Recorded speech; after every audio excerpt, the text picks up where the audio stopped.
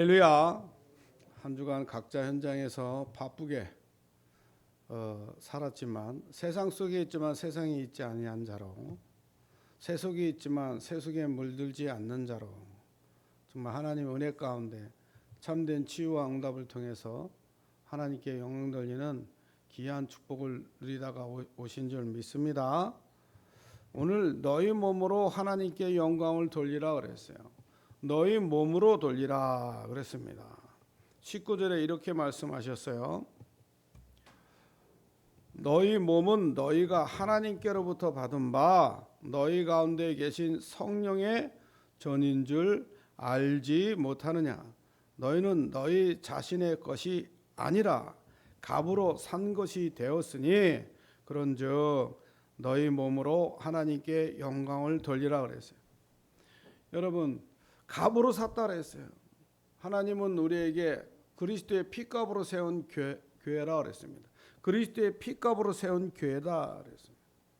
그렇다면 우리가 우리의 몸이 나의 몸이 아니라 하나님 것이기 때문에 하나님의 일에 하나님의 나라 확장과 세계 복음을 위해서 하나님께 영광 돌리는 육신의 몸을 하나님께 영광 돌리는 내 쓰임 받는 역사가 일어나야 될 줄 믿습니다. 정말 영적으로는 정말 최고의 하나님께 영광을 돌리는 일이 뭡니까? 나를 드리는 일이 뭡니까? 최고의 축복이 예배예요. 그렇죠? 나의 몸으로 너의 몸으로 하나님께 영광을 돌리라. 우리의 몸으로 뭐하라? 하나님께 영광을 돌리라. 최고의 하나님께 영광을 돌리는 것 중에 가장 영광 돌리는 길이 뭐냐? 예배예요. 신령과 진정으로 하나님 앞에 예배 드리는 거예요. 오늘도 하나님의 말씀을 붙잡고 하나님께 기도하고 그리고 하나님의 나라 확장을 위해서 전도의 방향 맞춰서 많은 불신자를 살리고 정말 전도의 현장에 미친 자 되어 그 이유를 알고 가는 자가 하나님께 영광을 돌리는 자예요. 이걸 위해서 육신적으로 내 삶과 생활 가운데 헌신하고 봉사하고 헌금하고 하나님께 영광을 위해서 내 모든 인생의 것을 헌신하는 것을 영광 돌리는 거라 그래요. 왜 그렇게 하나님이 우리를 그렇게 부르셨냐? 지금 대한민국의 현장을 보세요. 많은 이단 사이비들이 현장을 장악하고 있고요. 종교들이 우후죽순 일어나고 있고요. 이상한 사이비들이 막 일어나고 있습니다. 전 지역에 많은 정신병들이 급증하고 고난과 고통 가운데 있어요. 이 세상 현장을 보면서 우리가 어떻게 살아야 됩니까? 과거에는 저 강남 일대에요. 무속인들이 그냥 점쟁이들이 일어나서 점쟁이를 키우는 훈련도 시키고 막 그런 일들이 있었습니다. 무속인 학원들이 일어나고요. 그 코스를 통해서 학원이 일어나고 거기에서 무당들을 배출하고 대학생들이 그냥 무당 카페를 차리고 막 이런 일들이 막 일어났었거든요. 이제 뭐 지금은 더 많이 발전해요. 과거에는요 전화로 많은 점치는 곳이 400개가 넘고 유튜브를 통해서 광고도 하고 이제는 줌으로 뭐 병원도 이제 가지 않고 줌으로 진단하고 줌으로 약도 처방받고 그러는 시대가 됐는데 무속인들은 벌써 줌으로 점을 쳐주고 사주팔자 운명 가운데 빠져있는 사람들을 멸망의 길로 잘못된 길로 인도하고 있었다니까요. 그런 시대가 됐습니다. 곳곳에 정신병 급증하고 무속인 묵기에 시달려서 병원 가도 변명도 안 나오고 고통과 고난 가운데 시달리고 가족의 우환과 질고가 끊어지지 않고 결국은 무당 찾아가서 신받아서 무당되는 그런 시대가 됐습니다. 연예인 하다가도 무당이 되고 얼마 전에 TV 보니까 그 사국에서 장군 노릇하고 막 이랬던 그분이 박순무당이 되셨더만요. 너무 안타까운 거 있죠. 연예인들 중에는 무속인이 된 분 참 많습니다. 그리고 기독교인 중에도 무당 되신 분들 참 많아요. 할렐루야. 우리가 정말 이런 현실을 보면서 우리가 현장에 가야 될 이유를 찾지 못하면 안 되는 거예요. 왜 우리 중직자 성도님들이 왜 237에 방향 맞추고 왜 현장 가야 되며 지역사랑관으로 중직자와 함께 현장을 살리고 목회자와 함께 교회를 살려야 될 이유를 발견하지 못하면 무당이 급정하든지 연예인들이 무당이 되든지 정치 경제인들이 자살을 하든지 아무 상관없어요. 그렇게 현장에는 막 우후죽순위로 여러 가지 일들이 일어나고 몇백억씩 무속인에게 경제가 지금은 쓰러져 내려가는 그런 시대가 됐음에도 불구하고 교회가 거기에 관심이 없다. 그럼 교회에서 사명을 다 잃어버린 거 아닙니까? 어떤 사람들은요, 하루도 저만 치면 안 되는 사람들이 얼마나 많은지 몰라요. 반무당처럼 무속인의 집에 가서 먹고 자고 놀고 그렇게 생활하는 사람도 얼마나 많은지 모릅니다. 고린도 교회의 현장이 바로 그런 현장이었어요. 음란과 퇴폐와 타락이 완전히 지역을 장악한 현장. 교회에서 심지어는 의붓 어머니를과 간음할 정도로, 음행할 정도로 그걸 내치지 않고 교회에 두고 권면하지 않고 그런 교회가 고린도 교회였다 이 말이에요. 성경에서는 그런 자들과 먹지도 말래요. 함께하지도 말래. 불신자가 그러는 거는 당연한 겁니다. 불신자가 삶을 그렇게 사는 거는 어쩌면 당연할지도 몰라요. 그러나 그들과 그렇게 불신자들과 사귀지 말라는 뜻이 아니라 교회 내에 들어와서 신자가 예수 믿고 와서 그런 음행을 저질렀다면 그와 교제하지 말고 그를 내치라 그랬어요. 교회에서 내치라. 우리가 정신 똑바로 차려야 됩니다. 정신 똑바로 차리지 않으면 전 세상이 우상화, 무속화, 종교화 되어버립니다. 사비화 되어버립니다. 많은 젊은 남녀노소들이 줄을 지어서 이단 사이비 교회로 가는 모습을 보면 너무 불쌍하고 안타깝고 그들을 어떻게 살려야 될지 기도가 되고 그런 부분들 우리가 정말 목회자라면 또 성도라면 한탄하고 그 현장을 사실적으로 보고 가슴 아파하고 기도해야 하는 것이 당연히 생명 가진 자가 복음 가진 자가 누릴 사명이라고 저는 믿습니다. 교회가 조직하고 행정하고 입만 살았지 현장은 다 죽어 있지 않습니까? 지금 현장에 가보면요, 뭐 2명 3명 짝을 짓고 이단 사이비들이 현장을 다 장악하고 있어요. 저 절들은 이제 포교 생활한다고 이 지역의 중심으로 들어와서 포교원을 세워놓고 전도하고 있습니다. 교회는요 지금 뭐 하고 있습니까? 교회가 뭐 하고 있습니까?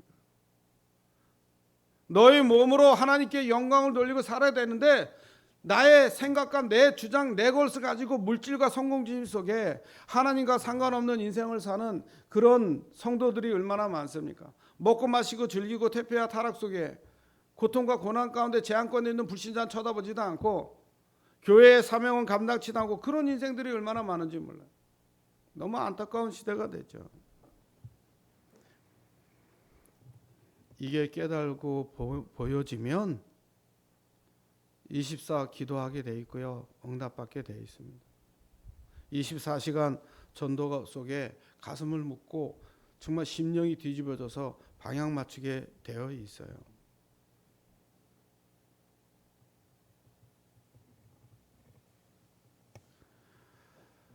나는 죽고 그리스도만, 나를 위해 죽으신 그리스도 때문에 나는 죽고 거룩한 새로운 피조물로 새로운 인생을 사는 겁니다. 너희가 성전인 것과 성령이 너희 안에 거하는 줄 모르뇨 말씀하셨어요. 우리가 핏값으로 세운 교회다 이 말이에요.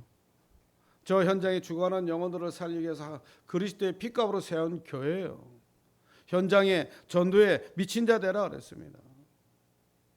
그러기 위해서는 24 삶이 축복된 삶이 돼야 돼요. 24 삶이 축복뿐만 아니라 기도응답 받는 삶이 돼야 됩니다. 기도응답 받는 삶뿐만 아니라 전도한 운동하는 길에 내 생을 드려야 될 줄 알아야 돼요. 그래서 성경은요 이렇게 24시간 축복을 받고 기도응답을 받으며 전도운동하는 길을 성경에서 열어놓으셨어요. 할렐루야. 오늘 다시 한번 점검하는 날이 되기를 주님의 이름으로 축원드립니다. 성경은 성공한 인물들이 다 언약을 붙잡고 움직이는 사람들이었어요. 성경에 성공한 사람들 치고 말씀을 안 붙잡은 사람이 없어요. 언약을 안 잡은 사람이 없어요. 언약 붙잡은 사람은 사실 다 모든 것을 얻은 사람입니다. 지난 강단에서 말씀드렸죠. 생명은 곧 언약이요 언약은 그리스도라 그랬습니다. 이 언약을 붙잡은 그 생명 언약 곧 그리스도 붙잡은 이 비밀을 깨달은 자는 일평생 축복을 누렸어요. 어떠한 상황과 어떠한 문제와 사건에도 휘말려도 그 휘말리는 그런 인생이 아니라 답을 찾고 갱신하고 그거를 기회 삼았어요. 전부 다. 창세기 22장에 보니까 하나님이 아브라함에게 그 독생자 이삭을 바치라고 말씀하십니다. 그 피해제사의 비밀에 언약을 붙잡은 아브라함이 이삭을 번제단에 놓고 칼로 죽이려 할 때 하나님은 그의 믿음을 보시고 순양을 준비하셔서 피해제사의 비밀, 순양의 비밀을 말씀하셨어요. 아브라함이 자기 아들 대신 순양을 드려야 하는 비밀이 무엇인지 알았다 이 말이에요. 우리가 사건과 문제 가운데 이렇게 이삭처럼 어느 날 갑자기 죽을 수밖에 없는 문제와 사건이 올 수 있습니다. 그때 대속 되시는 그리스도 붙잡으시면 살아나게 되어 있어요. 피값 되시는 그리스도 붙잡으면 됩니다. 여자의 우선 뱀의 머리를 상하게 할 그리스도 붙잡으면 됩니다. 출애굽기 3장 18절에 피해제사의 비밀 붙잡으면 됩니다. 그 붙잡으면 살아나게 돼 있어요. 이삭이 죽음의 번제에서 순양을 통해서 번제에서 벗어나 살아나는 역사를 체험하게 됩니다. 평생 이삭은 100년 앞당기는 축복을 받으면서 그 한 번의 경험이 평생의 각인뿌리 체제화돼서 가는 곳마다 르호봇의 축복을 누릴 만큼 하나님이 그에게 물붓듯이 부어주셨어요. 이게 언약 잡은 자의 축복이에요. 창세기 37장에 보니까 요셉이요 인격이 훌륭한 것이 아니라 얼마나 청방지축입니까? 형제들한테 시기와 질투 속에 빠질 수밖에 없더라고요. 뭐 좀 숨기고 가리는 게 없어요. 그냥 자기 잘난 맛에 그냥 떠들고 다니니 얼마나 형들이 마음이 아팠으면 그를 죽이려 했을까요? 시기와 질투의 통로가 됐어요. 그러나 분명한 요셉은 인격이 훌륭한 것이 아니라 반드시 역사하고 반드시 응답되고 반드시 성취되는 언약을 잡았어요. 그래서 요셉은 가는 곳마다 여호와께서 함께 하심으로 형통한 자의 축복을 누리게 됩니다. 창세기 32장에 보니까 야곱이요 언약을 붙잡고 기도하다가 야곱아 이스라엘아 이스라엘의 축복을 받았어요. 그 야곱의 12 자손을 통해서 12지파의 역사를 누릴 수밖에 없는 이스라엘의 축복을 누리게 됩니다. 출애굽기 3장에 보니까 내 백성에게 희생제물을 드리러 가라. 아무것도 없는 모세에게 하나님은 지팡이 하나밖에 없는 모세에게 희생제사의 비밀이라는 피해제사의 비밀이라는 언약을 붙잡게 하고 200만의 애굽의 노예사라고 있는 이스라엘 백성을 출애굽시키는 놀라운 역사를 일으키게 됩니다. 오늘도 그 하나님의 은혜 가운데 피바름의 역사를 통해서 언약 잡음으로 통해서 모든 걸 회복하고 모든 걸 누리는 새로운 시작과 도전의 날이 되기 바랍니다. 그래서 예수님이 가이사라 빌립보 지방에 이르러서 예수님이 마태복음 16장 13절 20절에 질문하시는 거예요. 너희들이 진짜 제대로 된 언약을 붙잡고 있냐? 네가 자칭 유대인이고 이스라엘 백성들인데 너희들이 12사도로 내가 너를 불렀는데 너희들이 봤냐? 분명히 언약을 제대로 붙잡고 있느냐? 언약의 실체가 뭔지 알고 있느냐? 이거를 질문하신 거예요. 사상 사람들이 나를 누구라냐? 엘리야요, 예레미야요, 세례요한이요. 선지자 중에 하나라 그랬어요. 잘못된 거예요. 틀린 언약을 붙잡고 있어요. 예수님은 그리스도신 거예요. 예수님은 구원자 메시아입니다. 세례 요한이 아닙니다. 엘리야도 아닙니다. 예레미야도 아닙니다. 선지자 중에 하나가 아니에요. 참 선지자, 참 제사장, 참 왕의 직분을 갖고 오신 그리스도예요. 십자가에 죽으시고 부활하셔서 우리 인생의 모든 걸 끝낼 구원자 메시아다 이 말. 그 제자한테 다시 물어봅니다. 그러면 너희들은 나를 누구라 하냐? 이 말은요, 반대로 얘기한다면 너희들은 진짜 피해자의 비밀, 여자의 후손의 비밀, 이 그리스도의 비밀을 붙잡고 있느냐? 언약을 제대로 붙잡고 있느냐? 이걸 말씀을 질문한 거예요. 아무도 대답하지 못할 그때에 베드로가 이렇게 고백합니다. 저는 그리스도시여 살아계신 하나님의 아들이시라고 고백해요. 언약을 제대로 고백했어요. 근데요, 예수님이 더 기가 막힌 말씀하셨어요. 바요나 시몬아 네가 복이 있도다. 이를 알게 하니는 네가 아니라 혈육이 아니에요. 하늘에 계신 내 아버지시니라. 내가 이 반석 위에 내 교회를 세우리니 음배의 권세가 이기지 못하고 천국 열쇠를 주리니 네가 땅에서 풀면 하늘에서 풀리고 땅에서 매면 하늘에서도 매리라. 여러분, 왜 하나님은 우리에게 언약을 붙잡으라 그랬을까요? 그 언약 속에 모든 게 다 들어있기 때문에, 그 안에 지혜, 지식의 보화가 다 들어있기 때문에, 그 안에 능력과 풍성함과 그 안에 신령한 복이 다 들어있기 때문에, 그래서 다른 거 붙잡지 말고 언약 붙잡으라는 거예요. 그리고 다른 거 말하지 말고 언약의 실체이신 복음을 말하라는 겁니다. 교회가 언약의 실체이신 이 복음을 말하지 않으면 누가 말하겠어요? 저 현장에서는 이 복음을 몰라서 교회를 나가도 복음을 말하지 않아서 그래서 무당되고 정신병 속에 고통과 고난 가운데 불치병, 나치병, 고질병으로 고통받고 있는 그런 시대가 됐는데, 교회가 복음을 말하지 않기 때문에 이런 문제가 왔는데 우리가 그걸 외면하고 살면 되겠어요? 하나님의 자녀는 신분권세를 주셨는데, 특권까지 주셨는데,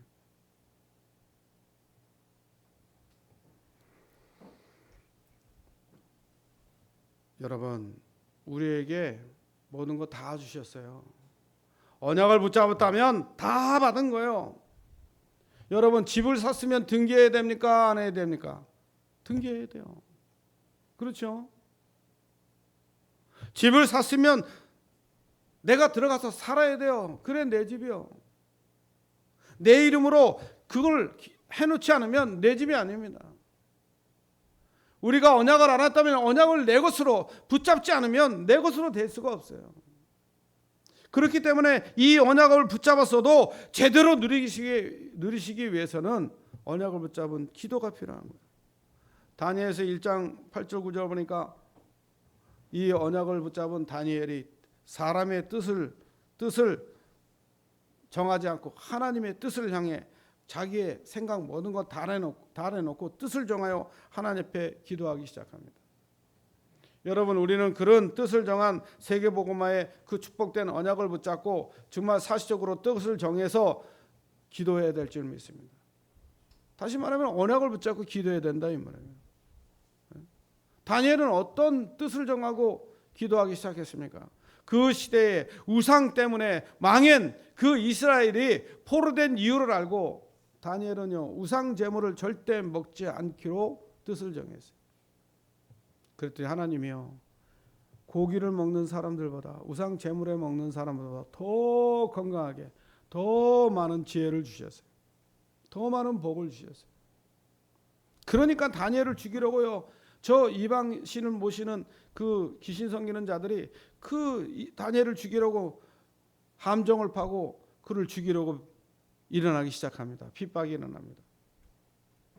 그러나 다니엘은요, 이 핍박이 있어도 평소 때 하는 것 같이 전에 행하던 대로 예루살렘을 향해서 그대로 정시기도 하는 거 있죠. 사도행전 다니엘서 6장 10절에 보니까 뜻을 정한 그 다니엘이 예루살렘을 향해서 기도했다. 그것도 큰 소리로 집중하고 기도했다. 6장 16절 20절을 보니까 무시록이 돼요. 아니, 이렇게 언약 붙잡고 기도하면 하나님은 우리의 기도를 들으시고 응답합니다. 그 결과가 어떻게 됩니까? 저 핍박과 환난 가운데 사자의 굴에 떨어지는 문제와 같지만 사자의 입을 봉하고 생명을 건지는 것뿐만이 아니라 왕이 하나님 앞에 영광 돌리는 역사까지, 모든 핍박자들이 거꾸로 죽음을 당하는 그런 역사가 일어나는 축복을 받게 됩니다. 많은 사람이 가지고 있는 현장을 놓치면 안 돼요. 그러나 이 축복을 왜 줍니까? 이런 능력을 왜 줍니까? 내가 먹고 잘 살고 혼자만 잘 살게 해서 주십니까? 그렇지 않아요. 많은 기독교인들이요, 이웃 돌아보지 못하고 자기의 배만 불리고 자기의 집을 크게 불리고 하나님의 영광과 나라를 위해서는 신경도 안 쓰고 이런 기독교인들이 참 많습니다. 하나님이 주신 축복이 뭐 때문에 주신 축복인지 그 이유를 알지 못하고 현장을 놓치고 실패하고 있는 인생을 사는 기독교인들이 얼마나 많은지 모릅니다. 여러분, 그리스도는 실제입니다. 그리스도는 실제이기 때문에, 현장이기 때문에 막지 못합니다. 전부 현장, 현실이기 때문에 막지 못합니다.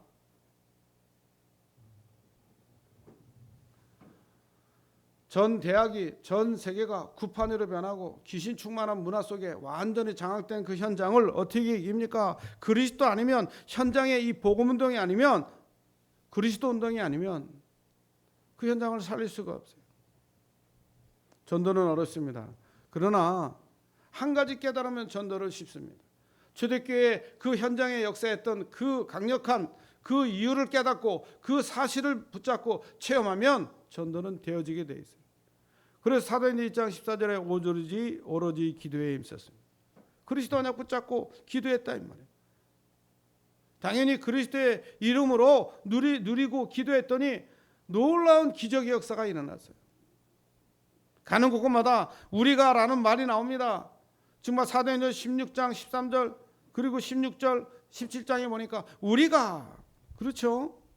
많은 사람들을 전도하고 살리기 위해서 하나님은요, 그 방향 맞춘 자에게 하나님은 그 말씀을 붙잡은 한 팀이 돼서 함께 현장 갈 수 있는 증인들을 세워주시고 붙들어주는 거 있죠. 우리 사모님과 팀이 돼서 현장을 이렇게 요즘 계속 나가고 있는데, 이 앞에 77세 되시는 한규 성도님이라고 있는데, 그분을 한 주간 건너뛰어서 갔더니요, 우리를 몰라봐요. 아유, 이렇게 선남선녀가 안 나고 잘생기셨다고, 이쁘십니다 이러면서 얘기하고 계시는 거 있죠. 아, 그래서 무슨 말씀이세요 성도님? 그러면서 네, 이제 누구 목사 아닙니까? 우리 사모 아닙니까? 그러니까 이렇게 깜빡깜빡해요 그러면서 얘기하는 거 있죠. 여러분, 우리가 매일 복음 놓치면, 깜빡거리면 잊어버리는 인생 살아요. 매일 예배, 매일 기도, 매일 현장, 오늘의 그 말씀, 오늘의 기도, 오늘의 전도를 놓치면 자꾸 깜빡깜빡한다니까. 인생이 깜빡 인생이 되면 안 돼. 하나님 앞에 천국을 향해서 직진 인생이 돼야지, 깜빡깜빡거리고 우회전했다가 좌회전했다가 돌아가는 인생이 되면 안 된다 이 말. 하나님 은혜를 우리가 직접 사실적으로 누려야 되지 않겠습니까? 성경에 보면 많은 집들이 나와요. 르다의 집, 야손의 집, 브리스가의 집이 나오고 다비다의 집도 나오고요. 시몬의 집도 나오고요. 야손의 집도 나와요. 이 집이 모든 집이 아니야. 예배를 성화하고 말씀을 붙잡고 기도에 전념했던 가정들이에요. 그곳에서 사람 살리고 제자 키우고 세계복음화했던 그런 미션홈이었다 이 말이에요. 가정이, 여러분의 가정이 말씀과 기도, 오로지 기도에 힘쓰는 그런 가정 되기 바랍니다. 오로지 예배 속에 승리하는 가정이 되기 바라며 사람 살리는 가정 되기를 주님의 이름으로 축원드립니다. 그런 사람들이 모여서 이제는 전 세계를 복음화하는, 바울을 돌아서 세계복음화했던 그런 로마서 16장의 제자들이 일어나기 시작하는 거예요. 저는 우리 임마누엘 언약교회 성도님들이, 저는 세계복음화에 참된 언약을 붙잡은 제자로 불렀다고 저는 확신해요. 영혼 살리고 제자 키우다가 세계복음화 하다가 천국 갈 증인으로 불렀다고 저는 확신합니다. 왜냐하면 우리 교회가 방향 맞춘 교회요. 우리 교회가 그런 교회이기 때문에. 저 아나니아가 바울이라는 전도자를 만나서 정말 사도행전 9장에 보니까 그를 팀 사역하고 그들을 살려서 저 정말 세계복음화하는 일에 일조할 수 있도록 그런 일꾼들이 지역에서 일어나야 돼요. 그리고 봉산동을 대표하는 우리 성도님, 저 태장동 해마루를 아주 대표하는 우리 성도님, 여기 정말 SR 모터스 중심으로 복음 학사 운동의 중심이 되는 우리 성도님, 저 영진 1차 아파트와 4차 아파트의 중심되는 우리 성도님들, 저 백원 아파트와 그 현장에 복음 운동할 우리 성도님들, 16개 동 9개 문에 이런 제자들이 일어나야 될 줄 믿습니다. 할렐루야. 내가 있는 집이, 내가 사는 그 현장이, 내가 하는 직장이 이렇게 영혼 살리고 제자 키우고 세계 보면은 그런 축복된 가정이 돼야 된다 이 말이에요. 그런 현장이 돼야 된다. 여기에 방향 맞춘 자가 돼야 돼요. 세속에 물든 자가 아니라 세속에 물들지 않는 그리스도인이라면 정말 너의 몸으로 하나님께 영광을 돌리는 증인으로 이제 새로운 인생을 새로운 피조물로 살아야 된다 이 말이에요. 너희 몸을 거룩한 성전이라 그랬어요. 내 것이 아니라 주님께서 산 것이라 그랬어요. 핏값으로 세운 교회입니다. 여러분의 몸은 거룩한 성전이요, 하나님께 영광 돌리기 위해서 너희 몸을 하나님이 핏값으로 세웠다 그랬어요. 여러분, 이 축복이 여러분이 받은 축복이요. 그런데요, 이 축복을 다 빼앗겼어요. 오늘 보니까요, 고린도서 6장 12절에 보니까 왜 이 축복을 다 빼앗겼냐? 지나친 욕심과 동기와 교권과 이기주의에 빠져서 다 뺏긴 거 있죠. 6장 12절에 이렇게 말씀하셨어요. 모든 것이 내게 가나 다 유익한 것이 아니요 모든 것이 내게 가나 내가 무엇에든지 얽매이지 아니하리라. 그런데요, 지나친 욕심과 동기와 교권과 이기주의에 거기에 얽매여서요, 자기의 모든 것을 다 하나님이 주신 것을 빼앗겨요. 13절에 보니까요, 먹는 거, 식물에 대해서 완전히 붙잡혀서 다 인생의 육신의 것을 다 빼앗기는 거 있죠. 음식은 배를 위하고 있고 배는 음식을 위하여 있으나 하나님은 이것 저것을 다 패하시리라. 몸은 음란을 위하여 있지 않고 오직 주를 위하여 있으며 주는 몸을 위하여 계시느니라. 여러분, 여러분의 몸이 먹는 거에서 있지 않다 이 말이에요. 여러분의 몸이 음란과 퇴폐와 타락을 위해서 있지 않다 이 말이에요. 여러분의 몸은 누구를 위하여? 주를 위하여, 오직 주를 위하여 있다. 여러분 명심하시기 바랍니다. 예? 진짜예요. 우리의 몸을 거룩한 산제사로 드리라 그랬어요. 15절에서 18절에 보니까 왜 하나님의 축복을 다 빼앗겼냐? 세속과 음란 때문에 다 빼앗겼다. 15절에 뭐라고 말씀하시냐?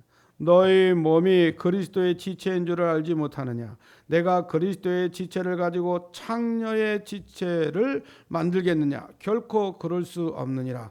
창녀와 합한 자는 그와 한 몸인 줄을 알지 못하느냐? 일렀으되 둘이 한 육체가 된다 하셨나니 주와 합한 자는 한 영이라. 음행을 피하라. 사람이 범하는 죄마다 몸 밖에 있거니와 음행하는 자는 자기 몸의 죄를 범하였느니라. 할렐루야. 여러분, 우리의 지체를 창기의 지체로 만들면 되겠습니까? 우리의 몸은 거룩한 성전이요, 우리의 머리는 그리스도입니다. 우리는 한 지체라 그랬어요. 왜 이런 음란의 퇴폐에 대해서 말씀을 드렸냐 하면, 고린도 지역 자체가 사랑과 성의 여신인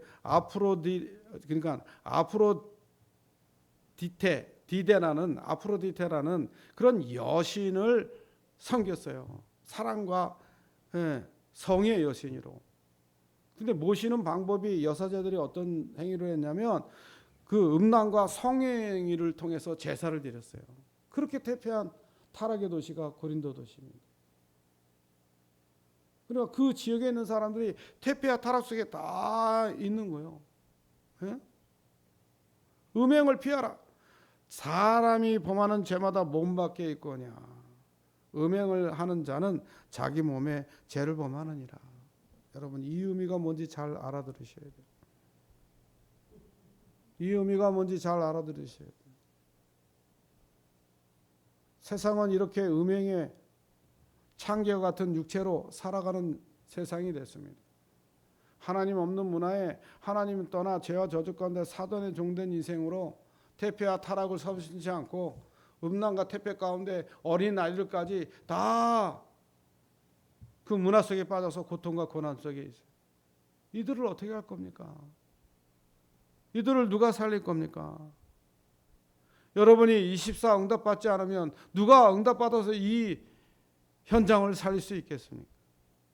여러분이 정말 가슴을 가지고 여기에 방향 맞추자면 누가 이 일을 감당할 겁니까? 교회가 이 일에 방향 맞추고 교회가 이 일에 모든 걸 헌신하지 않으면 누가 하겠습니까? 세상에서 종교가 이단 사이비들이 그렇게 하겠습니까? 그렇지 않아요. 예수 믿는 우리가, 예수 그리스도의 복음을 가진 우리가 정말 이렇게 더럽고 투악한 퇴폐와 타락 속에 사단의 종된 인생으로 완전히 죽어가는 저 영혼들을 살리는 일에 우리가 최고의 복음 가지고 헌신해야 될 줄 믿습니다. 그렇기 때문에 여기에 방향 맞추면 일평생 24시간 응답을 주게 돼 있어요. 여러분이 사는 동안에 24시간 하나님이 응답을 줄 수밖에 없는 방향 잡으시고 중심 가지시고 실천하시면 됩니다. 그것도 하나님의 능력과 은혜 가운데. 고린도서 6장 14절에 이렇게 말씀하셨어요. 하나님이 주를 다시 살리셨고 또한 그 권능으로 우리를 다시 살리시느니라 그랬어요. 예? 그러나 우리가 예수 그리스도로 말미암아 예수님이 십자가에 죽으시고 부활하셔서 살리신 것처럼 우리도 한 몸 한 지체로 죽음 가운데 우리를 살리셨다 이 말이에요. 24시간 응답받을 수밖에 없는 축복이요. 19절에 너희 몸은 너희가 하나님께로부터 받은 바 너희 가운데 계신 성령의 전인 줄 알지 못하느냐. 너희는 너희 것이 아니니라. 여러분, 여러분의 몸이 여러분의 거라고 생각하고 마음대로 굴리면 안 됩니다. 여러분은 거룩한 성전이요. 성령이 너희 안에 거하는 줄 모르냐고 그랬어요. 여러분이 보고 듣고 말하는 모든 것들이, 그래서 성경이 이렇게 말씀하고 계십니다.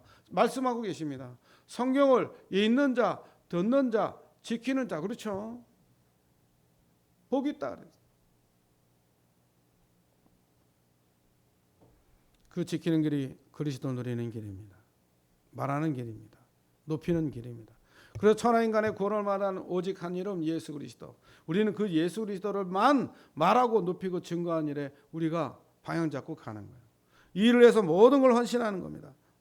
고린도전서 6장 20절에 보니까 값으로 산 것이 되었으니 그런즉 너희 몸으로 하나님께 영광을 돌려라. 하나님의 것이니까, 네 생명조차 몸도 하나님의 것이니까 하나님이 원하시는 것을 위해서 너를 핏값으로 세웠기 때문에, 목숨으로 세웠기 때문에 그 일을 해서 네가 영광을 돌리는 삶을 살아라는 거예요. 그래서 지난주 서론에 이렇게 말씀했어요. 우리가 살아가면서 그리스도를 제대로 알아야 되지 않겠냐. 그래야 세상 보는 눈을 열지 않겠냐. 우리가 힘과 능력으로 하지 못하기 때문에 성경적인 방법으로 하라 그랬어요. 그리고 그 응답의 축복을 가지고 세계복음에 방향 맞추라 그랬습니다. 복음의 운동의 중심을 가지고 나아가라. 해답은 오직 그리스도라 그랬어요. 왜 그렇게 말씀하실까요? 왜 이렇게 축복과 응답의 축복을, 왜 거룩한 몸이다, 너희는 너희 몸을 하나님께 그 영광을 돌리기 위해서 너희를 살렸기 때문에, 너희 몸을 값으로 산 것이기 때문에 너희 몸을 거룩한 산제사로 드리라 했어요. 하나님께 영광 돌리라 했어요. 사단은요 이거 못하게 합니다. 사단은요 교회당이 서는 걸 방해합니다. 교회에 오는 길을 방해합니다. 신자가 되는 걸 더욱 방해합니다. 제자가 되는 일을 결사 방해합니다. 사탄이 전도 선교하는 일에 모든 괴계를 사용해서 방해합니다. 그래서 지역에 보면 절간을 짓는 데는 아무나 하지만 교회를 지면 와서 난리 납니다. 반대하고 길을 쓰고 방해합니다. 이 사단의 전략이죠. 그러나 분명히 우리에게, 사단의 전략을 아는 우리에게 하나님은 증거를 반드시 주게 돼 있고 증거가 계속 오게 돼 있어요. 그래서 이렇게 말씀하셨어요. 너희는 모든 민족으로 제자를 삼아. 온 천하 만민에게 복음을 전파하라. 하늘과 땅의 권세를 가지라 그랬어요. 권능받고 땅까지 증인이 되리라 그랬어요. 이 축복된 응답, 그리고 다 무너져내는 저 후대를 살리라고 그랬어요. 어린 양을 먹이라. 사단은요, 이 축복을 놓치도록 우리를 방해합니다. 어떻게 방해합니까? 사단이 우리를 분주하게 만듭니다. 우선순위를 바꾸게 만듭니다. 먼저 그 나라와 그 의를 구해야 되는데 세상과 풍속과 세속과의 관심을 따라 그 다른 관심을 가지고 다른 것을 하게 만들어요. 유대인 바리새인들이 그랬어요. 먹고 마시고 즐기고 명예, 높은 자리, 권력 이런 데 관심 가지고 갔어요. 그래서 실패한 겁니다. 이 마지막 때에 우리는 세계복음화하는 주역으로 부르셨고 우리나라는 세계복음화라고 하나님이 우리나라를 세우셨어요. 이 땅은요 많은 순교의 피가 흐른 땅입니다. 주기철 목사님 이하 많은 분들이 일제시대와 공산주의 시대, 핍박시대에 순교하셨어요. 그 땅이 이 나라 이민족입니다. 그래서 지금도 전 세계 많은 나라에 선교사를 파송하고 있고요. 저 중국 가봤지만 중국 그 엄청난 대륙, 엄청난 큰 땅덩어리에 교회 십자가는 몇 개 되지도 않아요. 그것도 정부에서 세운 교회밖에 없습니다. 그러나 그 중국 현장에 지하 교회들이 가정에서 삼삼오오 모여서 드리는 사람이 굉장히 많습니다. 저도 중국 가서 치유전도학교를 통해서 많은 복음을 전파하고 지역지에 가서 교회도 세우고 전도도 하고 그런 일도 했지만은 그렇게 지하에서 정말 조용히 복음 운동하는 교회들이 얼마나 많은지 모릅니다. 며칠 동안 말씀을 듣기 위해서 2박 3일 동안 기차를 타고 달려와서 그 1시간 메시지 듣기 위해서 그 달려와서 메시지 듣고 또 2박 3일 갑니다. 여러분 그게 중국 현장이에요. 우리나라는 비행기에서 내려올 때 밤에 보면 나라가 전부 시뻘겋습니다. 십자가로. 얼마나 축복받은 교회예요. 얼마나 축복받은 나라입니까. 세계와 어깨를 나란히 할 수 있는 그런 나라로 100여 년 만에 저 소련은 우리가 물지개지고 다니고 리어카 끌고 다니고 우마차 끌고 다니는 그 시대에 에스카레이터를 졌지만 에스카레이터에 있었던 그 시대지만 소련은 공산권을 통해 여러 가지 무너지는 역사가 일어났어요. 그렇죠? 왜? 복음이 희미한 천주교가 그 지역을 장악했기 때문에. 여러분 우리가 정신 차려야 됩니다. 하나님 앞에 온전히 서야 됩니다. 그리고 왜 실패합니까? 인본주의 속에 빠져 있습니다. 시기하고 질투하고 분쟁, 세속주의에 빠지고 성도 간에 싸움하고 송사하고 이런 것 때문에요. 고린도 교회가 축복을 다 놓치고 있는 거죠. 고린도 전서 1장부터 읽어보세요. 6장까지. 어떤 일들이 일어나. 그런데 하나님은 뭐라 그럽니까? 그래서 우리를 부르셨다 그랬어요. 하나님께 영광을 돌리고 영광 받으시게 우리를 지으셨다. 우리를 만드시고 우리를 부르시고 너희 몸을 하나님께 영광을 돌리라는 거예요. 그래서 우리는 오늘의 말씀, 오늘의 기도, 오늘의 전도 이 3오늘과 그 치유 집중 시대를 지속할 237 치유 성전을 향해서 나아가고 있는 것입니다. 오늘도 한 주간도 하나님 은혜 가운데 세속에 물들지 않은 그리스도인으로 살게 하셔서 이제는 새로운 시작과 도전의 시간표 속에 너희 몸을 하나님께 영광 돌리라는 귀한 말씀을 주셨습니다. 우리가 한 주간도 하나님께 내가 영광 돌리는 일이 무엇일까 고민하고 기도 제목 붙잡으시고 기도해서 승리하기를 주님의 이름으로 축원드립니다. 살아계신 하나님 감사와 찬송과 영광을 돌립니다. 주는 그리스도시요 살아계신 하나님의 아들이십니다. 하나님께 영광 돌리는 일에 무엇으로 영광을 돌릴 것인가? 신령과 진정으로 예배로 말씀과 기도와 전도로 전도 선교 세계복음화로 하나님 앞에 헌신하며 찬양하며 기도로 영광 돌리는 일에 부족함이 없도록 주님이 역사해 주시옵소서. 이 일에 방해되는 모든 불신앙과 어둠의 저주가 나사렛 예수 그리스도 이름으로 무너지는 시간 되게 해 주시옵소서. 오늘도 하나님 앞에 온전히 모든 걸 드리지 못하게 하는 흑암 저주 사탄의 전략이 무너지는 날이 되게 해 주옵시고, 모든 문제 해결자 그리스도가 주인된 하나님께 영광 돌리는 삶을 회복하는 날이 되도록 축복해 주시옵소서. 모든 영광 주께 돌리며 우리 구주 예수 그리스도의 이름으로 감사하며 기도 올려옵나이다. 아멘. 찬송가 623장으로 하나님께 영광 돌리겠습니다.